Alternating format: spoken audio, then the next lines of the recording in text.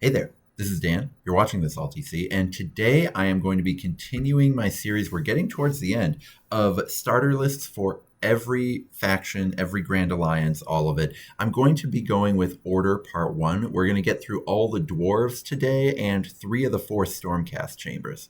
Now, normally for these series, I like to do a little intro for kind of how to compete in a Grand Alliance, how to soup with them, etc. But Order is so different, and every faction in it is so different in how it kind of approaches the game that it didn't really feel appropriate for this Grand Alliance. So instead, let's just get into these sweet, sweet dwarves. I'm going to start with Cities of Sigmar. And the big highlight for Cities of Sigmar is there are just so many ability tables that you can play with. If you like to brew, if you like to get silly, you have so much that you can do with Cities of Sigmar, with Swift as the Wind, etc. And that's really cool. Now, the one downside to that is that Tempest's Eye is way better than all the others, just because Swift as the Wind is so good. But the others really have some cool abilities out there, and I'll showcase a couple lists that kind of get into that. Everything Dispossessed is really good. All of their cheap dwarves in Cities of Sigmar are just really strong. I think that there's a bit of a flavor fail with dwarves in Warcry where and actually in GW games in general, where dwarves are these horde factions, when they should be tough, they should be Gimli-like, they should, be really scary to fight each individual dwarf. And instead, you've got these like tiny 60-point fighters that are the same as a plains runner, essentially. And that's fine. As game pieces, they're really, really good. All of the dispossessed stuff in cities is really solid. A few lowlights. They don't have heavy hitters, so you have to ally them in. If you're going to have a cities list that isn't just like a bunch of weird gyro bombers and you want heavy hitters, then you kind of need to bring something in. And as you're going to kind of see slowly throughout this series, this video and the next one, this is kind of just an order problem. There aren't any really big smashy things you can bring in. They also have a lot of zombie units in Cities of Sigmar, and by that I don't mean actual zombies. I mean units that won't be in the game in 2 years. And so it's kind of up to you to decide whether or not you want to play with those units, right? Some people are going to be into that, but I think most people will want to stay away from a lot of that stuff. Let's get into what it looks like to kind of play dwarves in a Cities of Sigmar faction. So to me, the big question is whether you want Ironbreakers versus Longbeards. Ironbreakers are the really cheap 60-point dwarves that don't really do much of anything, but they have toughness 5, which is crazy, and it's crazy that you can get that for that cheap. The other option is Longbeards, which can be got with toughness 5. You can also have the two-handed weapon version that do some damage, some extra damage. But for 70 points, you get toughness 5 and a little bit better attack profile than your Ironbreakers. I prefer Longbeards, but you can really go either way when you go competitively. And so I just wanted to kind of compare and contrast. So let's take a warband where you've got a base of a Warden King and an Iron Warden with Grudge Hammer. So the Warden King is a pretty respectable melee fighter coming out of the dwarves in Cities of Sigmar. And the Iron Warden is a guy who, just has a reasonable shooting attack. Both of them can be there to put Swift as the Wind anywhere you need it on the field because you've got 2 different sources of it. So even when one of them dies, you'll be okay. If I'm going to play a bunch of Ironbreakers, the way I'd want to do it is bringing in a ferocious Huntmaster with Scythe. This is, I would say, now that Divine Blessings exist, the Huntmaster with Scythe, if you give it +1 attack, is really the only piece in all of Order that kind of mimics what some of the other Grand Alliances can do with their sort of big Titan pieces. The Huntmaster has a lot of wounds, and when you're giving it +1 attack, it's got a lot of damage output as well. Then I would have 7 Ironbreakers. And so the reason this kind of works is you've just got one huge damage piece because your Ironbreakers aren't doing any damage. So really it's all on your Warden King and your Huntmaster to kill anything, but you'll be able to brawl pretty well with those 2 fighters. The other option is to go with Longbeards, who can do real damage on their own. So now with your ally, you might look to other types of utility. And so I've got the Knight Arcanum here, where this is actually a Stormcast wizard. It's one of the only wizards in the game that's any good. So you've got this shooting attack coming out of it. You've also got a very nice double that can do a lot of damage at range. And what's nice about those ability burn spells, most of them are really bad individually, but the ones that are good, like the Knight Arcanums or like the Flamethrower coming out of Horns of Hashut, they can deal damage to units that are engaged already with your fighters. And so that's a really nice kind of workaround to some of the limitations in ranged shooting. So that's kind of a nice utility piece that you can afford to bring in now that you're playing Longbeards that are actually going to do real damage as opposed to Ironbreakers that won't. Think of Longbeards sort of like as Graveguard that don't resurrect, but they get a little bit more for what you pay for than Graveguard do. So that's kind of a little rubric to kind of show you how to work within Cities of Sigmar if you're playing Dispossessed. Both of these, the Ironbreaker list and the Longbeard list, would be really, really powerful. You can also kind of get fancy and change which ones you're adding in, putting them into different deployment groups, things like that. For example, you could have a somewhat heavy hitter hanging out with a few Ironbreakers, and then otherwise in your list you have Longbeards, something like that. Like if you wanted a ally that is halfway in between this Huntmaster and this Knight Arcanum, something like that. So a lot that you can play with. Go nuts. There's really not much you can go wrong with as far as how you do these dwarves, as long as your ally is pretty well considered. But that's not all you can do in cities. So I wanted to put a couple things out here. So the first is what I'm calling Footloose. It's a Living City disengage dance. So Living City has a reaction where you can essentially get a free disengage, or not free, you're spending an action for it, but you can essentially interrupt someone's attack with a disengage, which is really nice if you end the round in combat, which your opponent will be doing because they want to clear all these free guild guard off the battlefield. And then after they attack once, you disengage off of them, and now they can't really attack you because you've disengaged, but you're all on spears here, right? The Nomad Prince has 2-inch reach, I believe. The Phoenix Guard has 2-inch reach, and then all these Free Guild Guard all have 2-inch reach. So you disengage off of them, and then you can actually still attack when it gets to be your turn. They cannot, so they've essentially wasted a lot of their actions. This is a really funny, silly, and I think it's a fun and silly way to play, and it would be really aggravating to play against. So, be sure if you play something like this that you're kind and considerate to your opponent. This will kind of break apart if someone's running a few things that can kill your Free Guild Guard in one hit. That will really take this list apart, and it'll also, I think, struggle against gun lines. But otherwise, melee, especially any melee faction that's not putting out a ton of damage all at once and is needing 2 attacks to kill things, this is going to be really, really funny to see the matchup. Now, another way to do it is Phoenicium Revenants.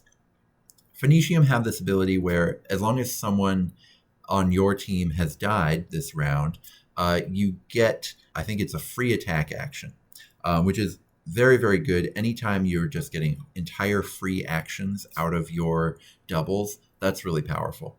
So I've got the Assassin and the Anointed here. Those are kind of the heaviest hitters that are in Cities of Sigmar that are easily used. You've got some more expensive fighters, you've got some cavalry, you've got some helicopters somehow, but those expensive fighters don't necessarily do a lot for their points. So that's why I've got the Assassin and Anointed here. And then a Kurnoth Huntmaster with Scythe. It can't do that ability, but it's just a nice heavy hitter that you'll really appreciate having.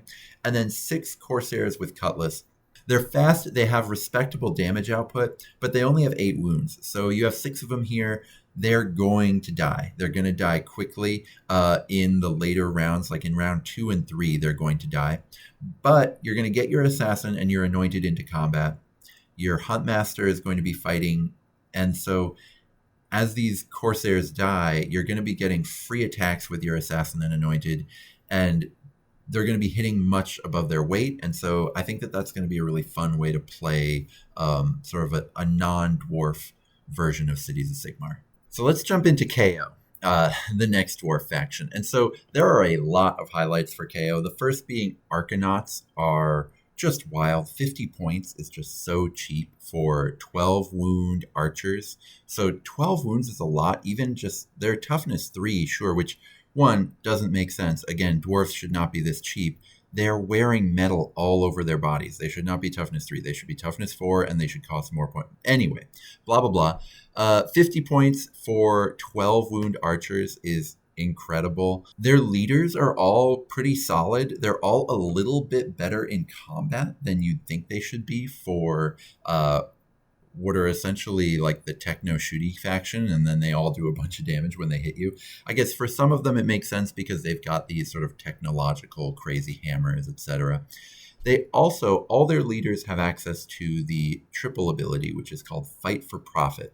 And it is a very strong sort of buff ability where if you are on an objective, you get +2 attacks instead of just +1 attack. And then it works for a whole 6-inch bubble. It's really amazing. And it can allow you to do a lot of cheaty things with ranged attacks that no other faction in the game can do, which fits for Kharadron Overlords because, they're a very shooty faction. But it also fits using KO allies in other factions, which makes them very good.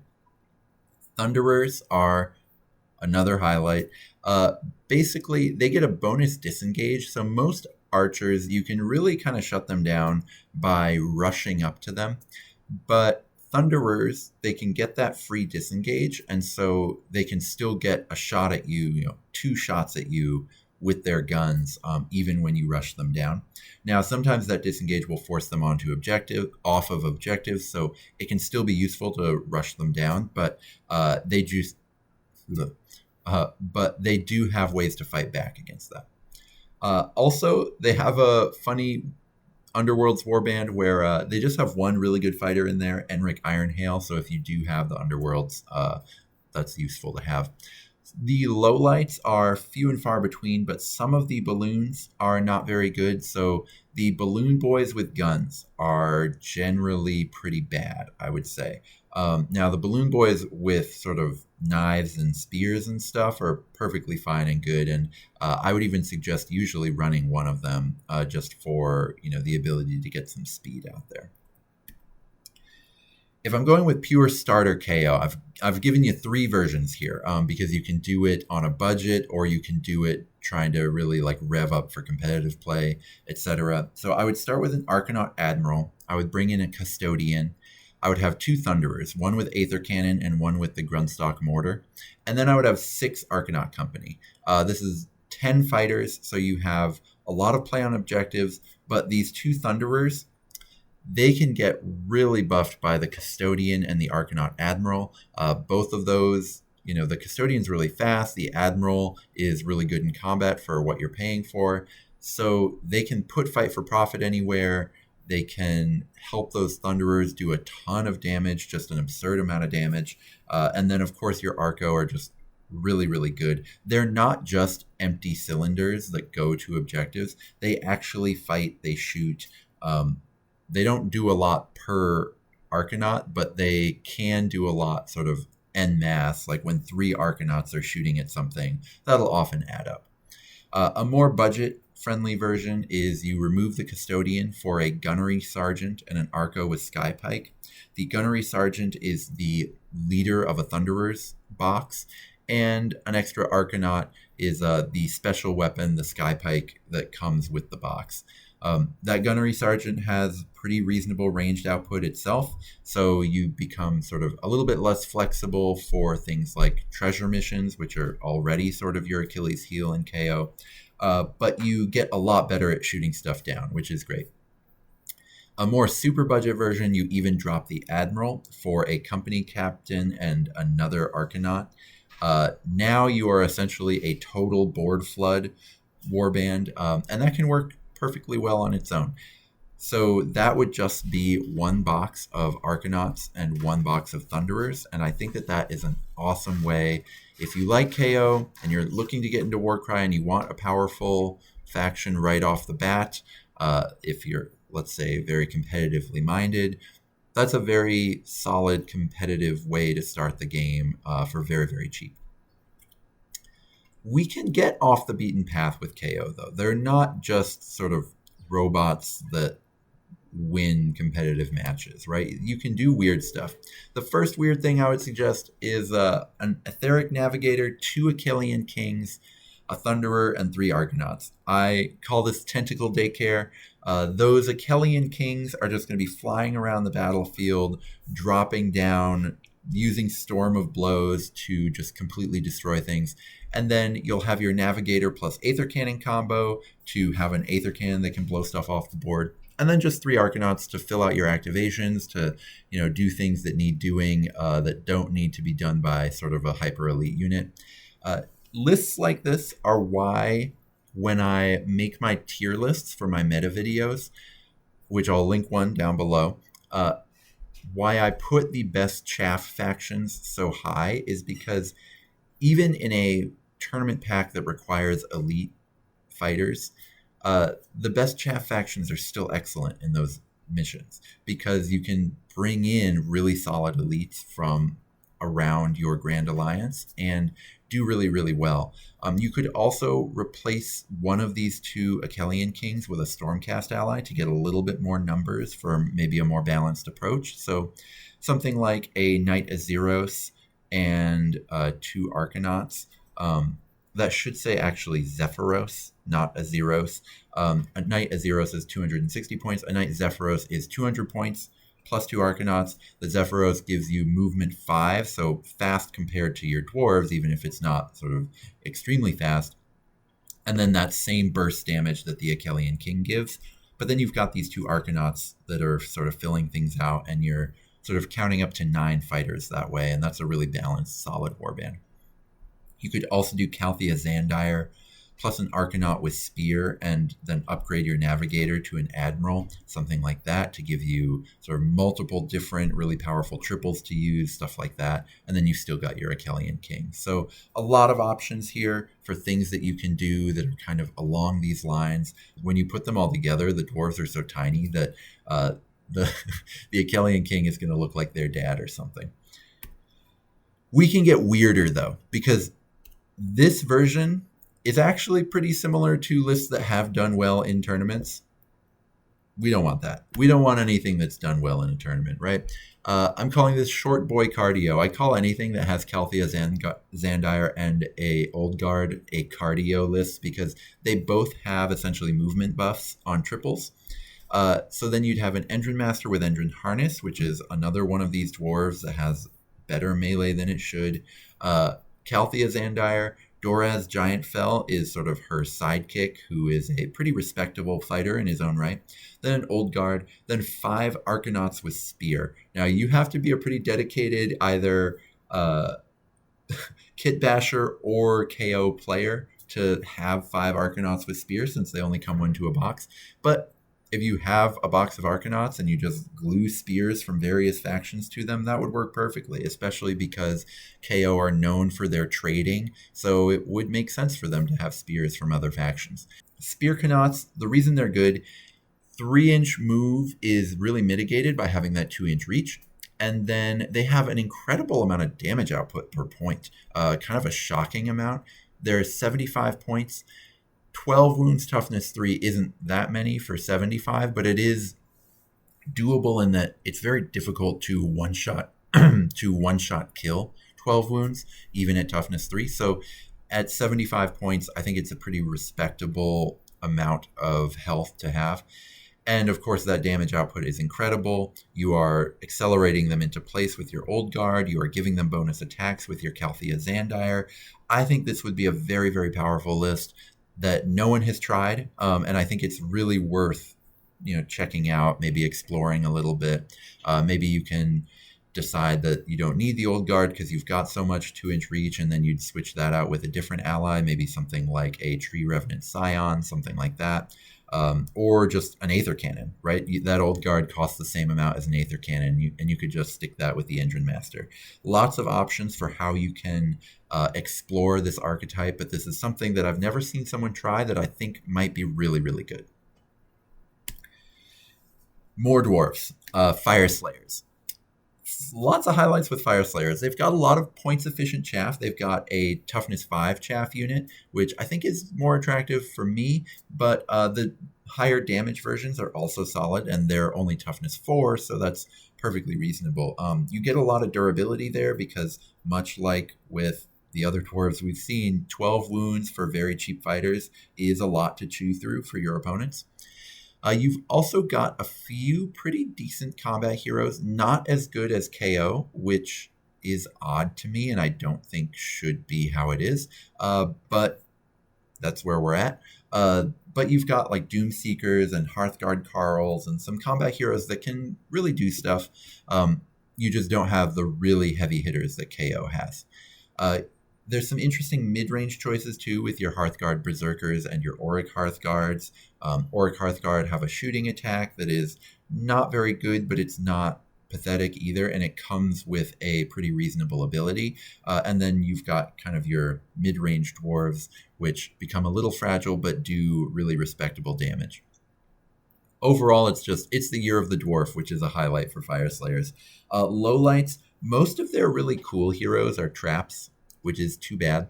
And this is part of why Fyreslayers have always just been the worst dwarf faction, is because there's just a lot of really bad heroes in there.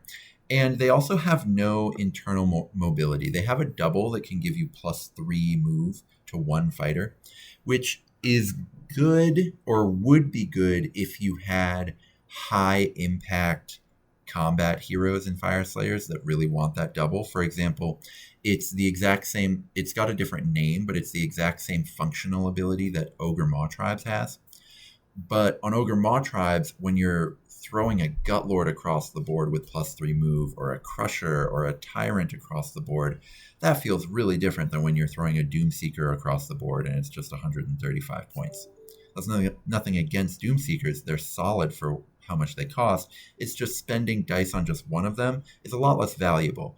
Whereas the other dwarf factions either have native speed, where you have your balloon leaders in KO, or they have abilities that will help multiple dwarves get into position, where now all of a sudden, sure, +3 move to one Crusher is really impressive. +3 move on Swift as the Wind to 4 dwarves all at once, that's actually just as impressive, right? So that's why kind of the other dwarf factions are a little bit ahead of Fyreslayers, but Fyreslayers are still great. Let's get into some lists with them, and they're mostly a board flood faction. So you could go with a Hearthguard Carl, bringing in a Tempest Eye leader, Old Guard, and then a Knight Zephyros, giving you that 5-inch move with burst damage that I mentioned in the KO one. And then you've got 7 Volkites with shield. And what's so good about Volkites with shield is they've got that toughness 5. They've got a little bit of damage output as well. They're a lot like Longbeards, actually. And so this lets you kind of control the board with your ability to counter almost any kind of melee attack that comes your way. And then you'd have a Hearthguard Berserker with Poleaxe to just have a little bit more oomph that you can spread across different deployment zones. If you want to stay like very pure, you can take out the Knight Zephyros and take out the Old Guard and bring in an Auric Hearthguard and 2 Hearthguards with Broadaxe. At that point, you're really flooding the board, but you're lacking movement in a big way. So you really have to rely on your ability to just like wildly outnumber your opponent, shoot down things that you need to now that you've got a ranged attack, and you've got 3 more sort of more respectable hand-to-hand fighters. I do think that the allies are better here, where they give you the move 5 burst damage plus a speed buff. You could combine both and be an Achillean King too, which would give you the ability to kind of zip around the battlefield with one really scary threat that commands most of your opponent's attention. Lots of things you can do there, but this pure version is really budget friendly and gives you a lot of bodies, which is pretty cool. Fyreslayers don't have a lot of tournament lists, to use as comparisons, which is a tough thing about Fyreslayers. When I present these lists, I can tell you that they're really good, but we don't have a lot of options, really. A board flood Fyreslayers list recently took 6th at the Nova Open out of 28 players, so there is some folks who have tried this out, and it's been promising, but you do have to kind of think about how you're going to do things, I think, because they're just so slow without their own movement buff that I think allies are really good in there. There are some ways you can get a little more elite with Fyreslayers. So, for example, I have this Speedy Profiteers thing. Kixitaka, I think, generally is worse than bringing in a Tempest Eye ally. But the one place where it's good is anytime you're using both the +1 move and the +1 toughness. And a lot of factions can do that effectively, and Fyreslayers are one of them. So I talked about how the toughness 5 versions of Volkite Berserkers were a little bit better to me because of that sort of durability and their ability to use counter. Well, Kixitaka allows you to get to toughness 5 again with your heavy damage Volkites, which is great. And then, only +1 move, but that's okay. Getting to 4 move is fine. And then if you're really desperate, you can give another double to them. So now you're sort of moving up the board with toughness 5 guys who have more respectable damage. It's a much more all-around threat. Then you have your Custodian who can run anywhere and give additional attacks to your fighters once they're in position. So this is sort of a very versatile list that can sort of attack in a lot of different ways, whether you're kind of getting your durability out of Kixitaka or you're sort of getting your serious damage output out of your Custodian. And then, of course, Hearthguard Berserkers really do really well with the Custodian buff, and so do Doomseekers. So you've kind of got a lot of play here with your 2 allies and your sort of more aggressive-leaning Fyreslayers fighters. Another sort of version of the same principle, but using different allies, is bringing Calthea Zandir and Doraz Giantfell in again, and a Warden King instead of Kixitaka for the move buff. Now here you've got 2 move buffs, and Calthea's is also a damage buff. Calthea Zandir giving free actions to her allies works a lot better for sort of higher impact fighters. And so here you've got 5 pretty good targets, right? The Doomseeker is a good target, Doraz is a good target, the Warden King's a good target, and both of the Hearthguard Berserkers are good targets. It's really only the Volkites that are disappointing for that. So kind of a lot you can do if you want to not just flood the board. I know I recommend a lot of board flood lists in these videos sometimes because it is a pretty effective strategy, but it's not the only strategy, and there are really cool, clever things you can do with Fyreslayers, bringing in some allies to help them out, and I hope this kind of gives you some ideas. Now let's get into our favorite lightning golems, Stormcast, Thunderstrike. A lot of cool things about this version of Stormcast. The first is Annihilators. They're move 3, but they're very high toughness. They're very hard to kill, and they do a lot of damage, which is great. There's 2 different versions of them. There's the Shields ones, which are toughness 7 for when that's necessary. And there's the Grand Hammer ones, which are nice because they've got the range 2 and an extra strength, which can sometimes be relevant. The Vindictor box is also reasonable. Vindictors don't have the highest damage output, but range 2, move 4, toughness 6. That gives you a lot that you can do there. Some excellent unsung heroes in this faction too, ones that you don't really hear about in competitive play, but are still very good and are like just below the highest tiers of competitive play. Things like the Knight Arcanum, the Vigilor Prime, the Praetor Prime. All of these are sort of overshadowed in Thunderstrike, but they would get played if they were in other factions because they're really solid. Most of the bespoke factions in the game, if they had options to replace their leader with a Praetor Prime, they would do it. If they could replace their leader with a Knight Arcanum, they would do it. So those are really solid heroes that you can play with. Some lowlights. This is going to be true of all Stormcast. There's nothing cheap and there's nothing big, right? So Stormcast are very down the middle, which can be really tough from a list building perspective, can also be tough because one of the ways that you lose in Warcry is if their biggest thing has no fear of your biggest thing. Because then it can go anywhere it wants on the board and your biggest thing can't, and so you can't always be in the most important fight. Another way you lose in Warcry is they just have more fighters than you can get to and then kill, and they're scoring more points than you on objective missions. Stormcast can lose in both of those situations, which I generally prefer not to have a list that can lose both ways. I would prefer to have a list that, maybe you're vulnerable one way but not the other, something like that. Stormcast can have a tough time in both of those situations.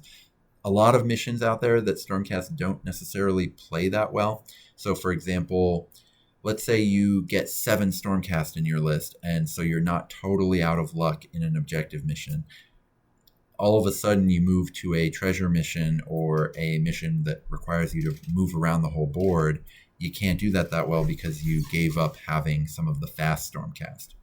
So now you go and you put some of the fast Stormcast in your list. All of a sudden you only have 6 fighters. You can't kill things fast enough. You can't win any objective missions. You get this kind of issue in competitive play. But in more casual play, Stormcast can be completely overwhelming because only a few things in the game can kill Stormcast effectively, and Stormcast all do respectable damage. Even the ones that don't do overwhelming damage, like Annihilators, are generally all pretty respectable.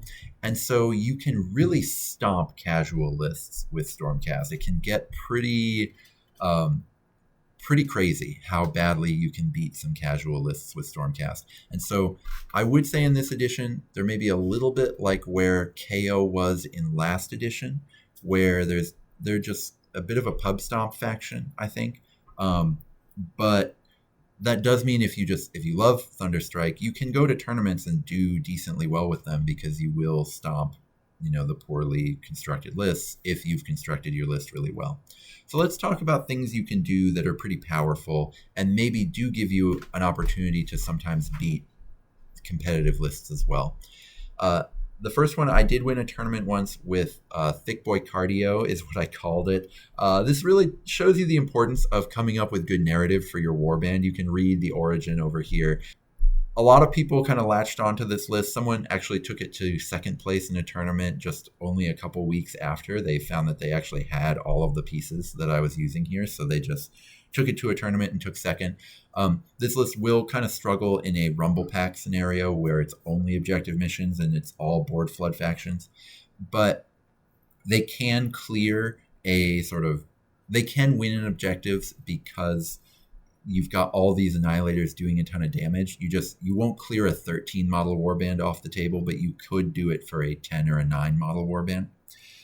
You can also take out 2 Annihilators for a Vindictor and a Vanquisher if you're worried about mobility in your hammer specifically, because you'll put, or just one of your deployment groups, right? Because you'll have Calthea in one, Old Guard in the other, and then if you want, you can have the move 4 guys in the next.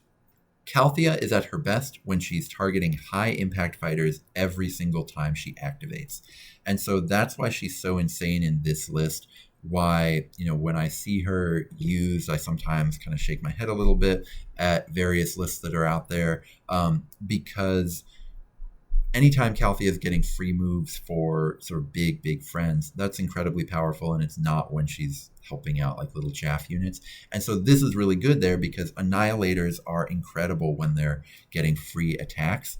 And then also they need her to get free moves to get up the board. The Old Guard also can be surprisingly useful in combat.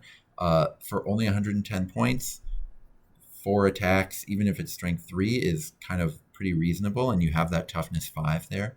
I think people underrate the Old Guard generally in lists, even though I do see it sometimes. +3 move is just so much more than +1. It's so powerful. I mean, the fact that Swift as the Wind used to be up to +5, +6 is absurd, but it's still good. It's still really good, and I think people underestimate it.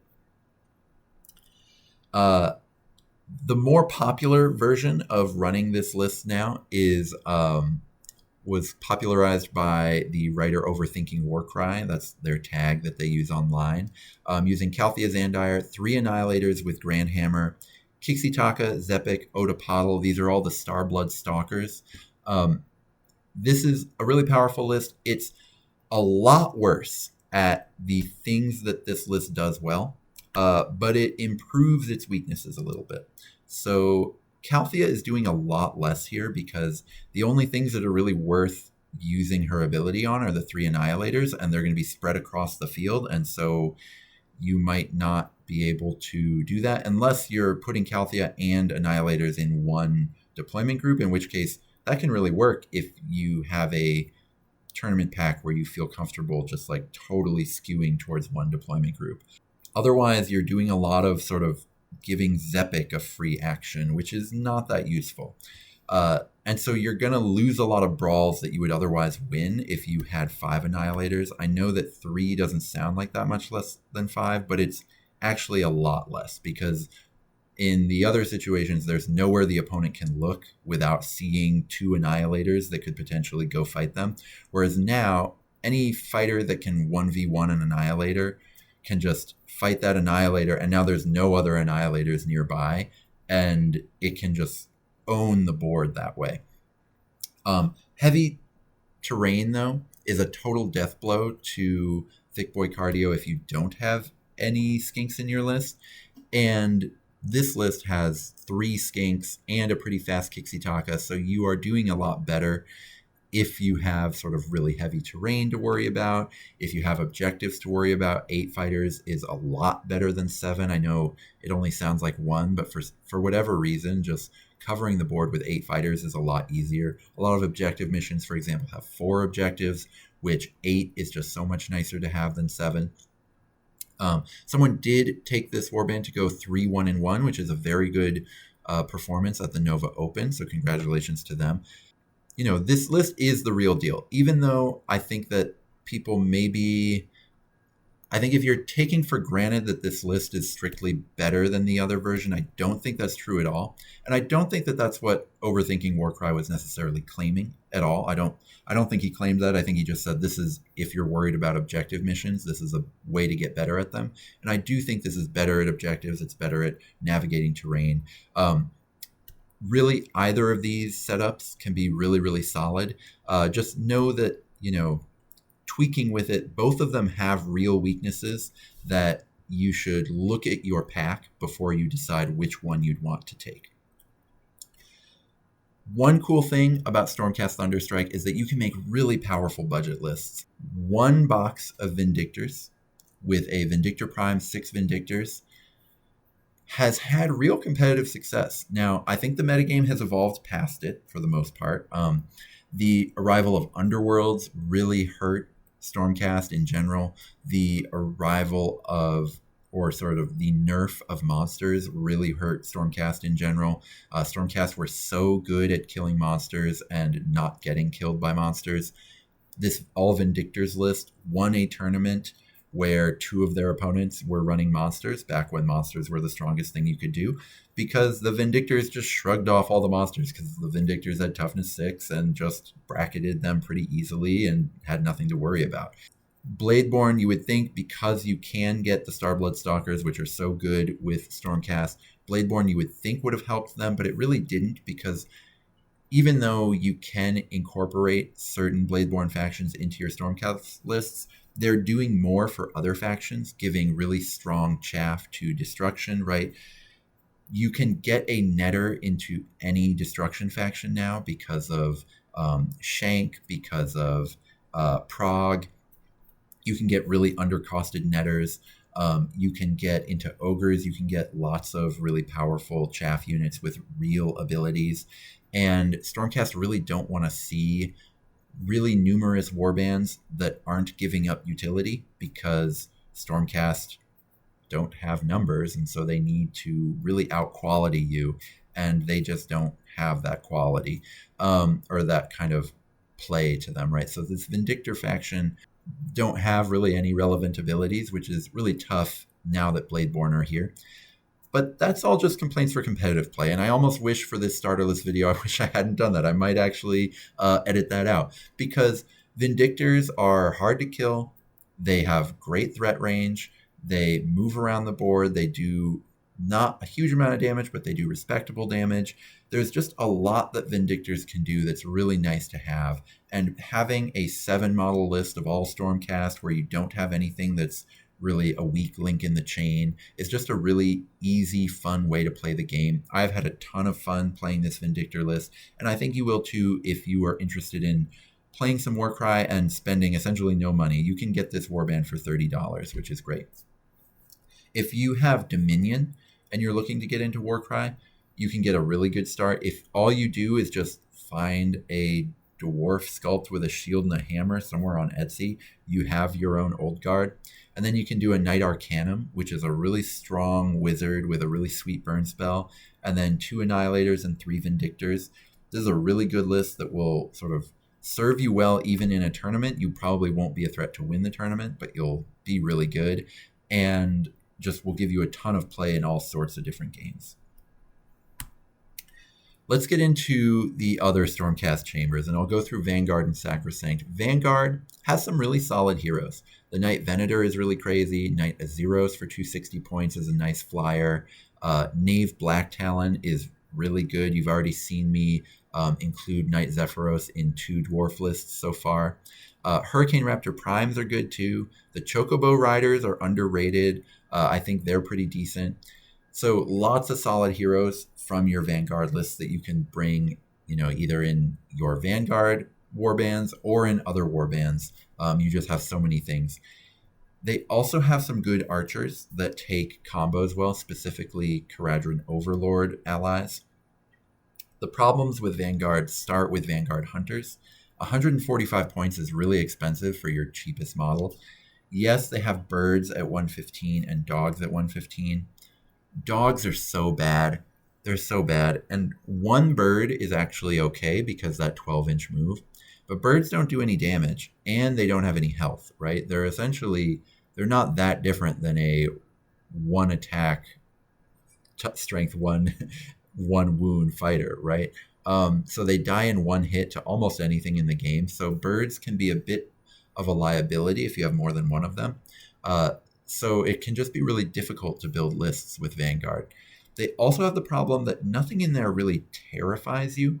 Knave Black Talon is a really nice burst damage piece, but she's not going to go toe-to-toe with a Fomeroid Crusher, right? And it's not like some of the other Stormcast things where, like, for example, a Annihilator Prime could potentially go toe-to-toe with the strongest thing in an opposing faction, even at just 200 points. Knave really excels at blowing up mid-size and chaff models, like move, attack, blow something up, move, attack, blow something up next turn, end the match having killed 3 things or having killed 4 things, and saying, well done, a good hunting was had. She's not going to go toe-to-toe with really scary fighters in long fights that take 2 rounds. That's just not going to happen. And so the other Stormcast chambers do have fighters that can do that, whereas Vanguard doesn't really. And I think that Stormcast really needs to terrify you to have any play. Knave is obviously an incredible ally. All of these are really solid allies, but that's in other factions that have other strengths and weaknesses, and I don't think they play well to Stormcast's strengths and weaknesses. But we can look at some lists for them. A really basic Vanguard list is with that Knight Zephyros, 2 Hurricane Raptors, 2 Vanguard Hunters, and a Company Captain. Now, the sort of trick here, right, is you're using your Company Captain to buff the attacks on your Hurricane Raptors, and now all of a sudden they are scary. Being able to put out 5 attacks with crits that do 6 damage is really terrifying out of those Hurricane Raptors. But just note, you only have 6 fighters, so you have to blow stuff off the board like right away for this to work. But it can, because you do have real damage output and that Zephyros that can clear chaff. For a more pure list, you can drop that Company Captain and a Hurricane Raptor for 2 more Vanguard Hunters. I think it's going to be hard to do well with that kind of list, but in casual and narrative play, that can be good because you can give that Zephyros some good artifacts and sort of create a little blender there. We can get weird, though. And I think that this faction is really good for getting weird because Kixitaka and Skaith's Wild Hunt can bring in some really good fighters that use the old points algorithm before speed was really taxed. So Carthane, Odapodle, who should say 80 points there, Shiok, and Zepik can make for some really solid chaff units. The Night Venator can fly around shooting the hell out of things. Night Venators really do dominate the game when they show up, and they can be really, really fun to use. It's just that in Vanguard, you can't play enough fighters with one. You can only get 5 fighters in your list if you use one, and so it's just like impossible to really do anything in a warband. That becomes less true when you bring in a whole bunch of really sweet Underworlds guys and then bring in a Vanguard Hunter. The Vanguard Hunter is just there to be, a toughness 5 threat that can kind of do a little bit of everything, so that you're not only on really funny little guys plus the Night Venator. So this is a pretty weird little list, but if you've got the Starblood Stalkers because of other competitive applications that they give you, this can be really, really good. Now let's get into Stormcast Sacrosanct. This will be the last Stormcast I cover today, and we'll save Warrior Chamber for the part 2. The big highlights for Sacrosanct. I'm not even going to sing the song. I'll pause for a moment. You sing the song for Thundercats. There. Hilarious, right? They just got a tiny nerf with how Rampage works, but they're still really solid. Castigators are pretty good too. They're good the same way that Hurricane Raptors are good. They maybe don't do as much damage with no abilities, but they have their own ability to kind of buff their own damage. Foot Evocators would be solid if you could ally them into other teams for 150 points. The only problem with them is that in Stormcast, you're just really hard up for points, and it can be a little bit tough to use them. Lord Ordinators also, weirdly, do a ton of damage. It makes no sense for these people who are supposed to be the mathematicians of Stormcast. Why are they hitting so hard? I don't know. I actually do know mathematicians who are very strong, but still, the Lord Ordinator being one of the hardest hitting Stormcast models in the game just makes no sense to me, but it is. And so if you want to play with one, go for it, because they are pretty scary in Warcry. Some lowlights: Sequitors. They're cheap, which is great. It actually makes it so that you can make lists with Sacrosanct pretty well. The problem is that Sequitors don't do anything. They don't do any damage, but you do get that toughness 6, 20 wounds. You're going to have to look elsewhere for your damage output. Let's get into some Thundercat lists, right? Thunder Prime with Stave, Thundercat with Stave, another Thundercat with Stave, and a Doomseeker. You could do a Sequitur instead of the Doomseeker if you want to keep it pure. But really, what we're looking at here is just celebrating these giant cats because they are amazing. You can name each of your cats, maybe even paint them up to look like the Thundercats. It's a shame that you can't get 4 in a list anymore because there's 4 Thundercats who matter. The 2 kids on the end are dumb. I always thought they were dumb. But the four core Thundercats, you could paint one Thundercat to look like each one, which I think would be really cool. Otherwise, just run around the board with your cats destroying stuff, and then your Doomseeker can do some work too. Maybe the Doomseeker can count as one of the kids. So you just pick whichever one of the actual good Thundercats you like the least, and then your Doomseeker can be one of the annoying kids, and that can work really well. There's a lot of types of missions that this warband won't necessarily play very well, but there's a few missions out there that they'll be incredible on, so go for it, right?